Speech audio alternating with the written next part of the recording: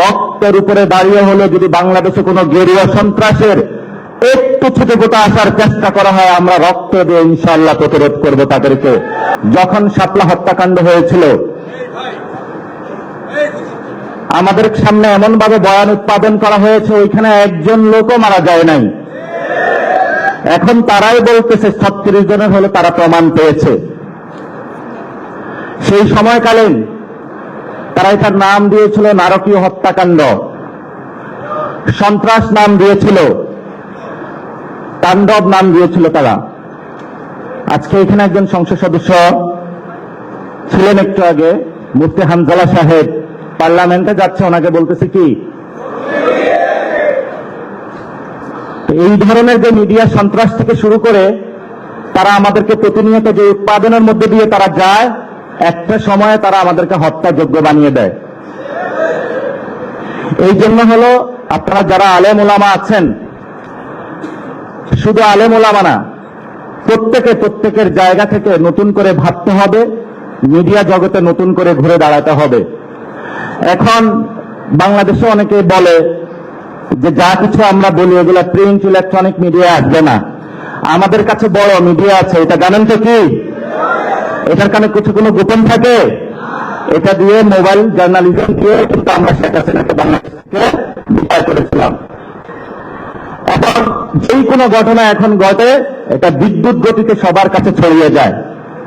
এই জন্য যারা মিডিয়া ভাইরা রয়েছেন, আল্লাহ রাস্তা আপনাদের কাছে অনুরোধ, আপনারা তো করেন না, আপনাদের যারা মালিক পক্ষ রয়েছে, যারা জীবন আকাম কুকাম সন্ত্রাসী চাঁদাবাজি দুর্নীতি করে টাকা ইনকাম করেছে, এখন তাদের শখ হয়েছে যে বাড়ির সামনে হলো একটা দারোয়ান রাখা, সেই জন্য তারা একটা মিডিয়া এজেন্সি খুলে দেয়।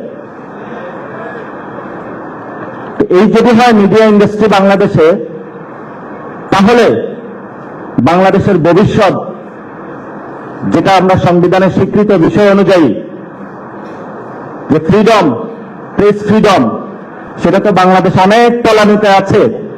তাহলে সেটা থেকে আমরা কিভাবে মুক্তি পাবো, এটা আমাদেরকে মন্ত্রী মহোদয় দিক নির্দেশনা দিবেন।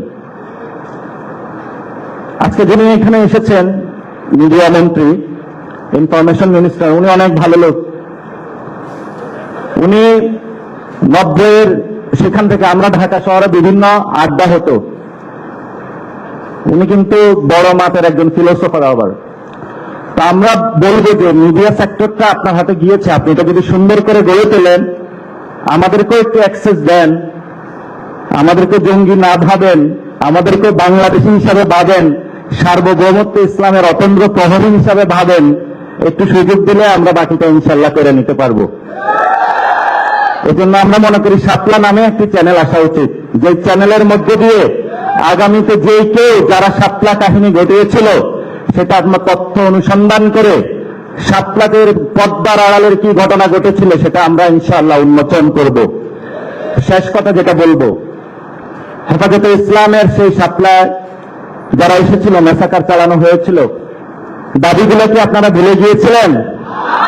দাবিগুলো আমাদের এখনো বুকে আছে। কোথায় আছে? এই দাবিগুলো আমরা বাংলাদেশে যতদিন থাকবো ততদিন আমরা ইনশাআল্লাহ ইসলাম এবং বাংলাদেশের সার্বভৌমত্বের জন্য অতন্দ্র প্রহরী হিসাবে কাজ করব ইনশাআল্লাহ। আপনারা জানেন আমাদের সীমান্তে গেরুয়া সন্ত্রাস এসেছে, এই জন্য হলো গেরুয়া সন্ত্রাস মোকাবেলায় বাংলাদেশের ফরেন পলিসি থেকে শুরু করে নতুন করে সবকিছু আমাদেরকে সাজাতে হবে। এই গেরুয়া সন্ত্রাসের শিকার মোদি যখন বাংলাদেশে এসেছিল, আপনারা সবাই রাজপথে নেমেছিলেন এবং অনেকে শহীদ হয়েছিলেন, জেলে গিয়েছিলেন, মনে নাই আপনাদের? সেই ভাইয়ের কথা যদি মনে থাকে, রক্তের উপরে দাঁড়িয়ে হলে যদি বাংলাদেশে কোনো গেরুয়া সন্ত্রাসের একটু ছোটফোটা আসার চেষ্টা করা হয়, আমরা রক্ত দিয়ে ইনশাআল্লাহ প্রতিরোধ করব তাদেরকে।